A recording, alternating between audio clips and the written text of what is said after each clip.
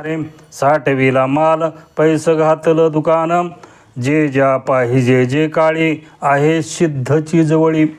करण महाराजांनी अध्यात्माचं असं मोठं दुकान टाकलं. कसं टाकलं? ऐस पैस असणारं ते दुकान त्यांच्या जीवनामध्ये टाकलेलं आहे.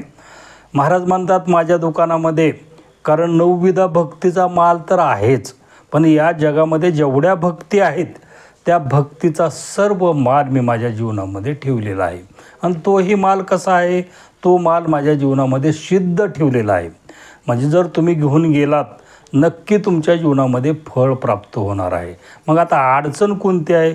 महाराज सांगतात की माझ्याकडं मग तो ब्राह्मण असो, क्षत्रिय असो, वैश्य असो, शूद्र असो, किंवा तो सात्विक असो, राजस असो, तामस असो, कोणीही असो, सर्वासाठी तो माल माझ्या दुकानामध्ये खुला आहे.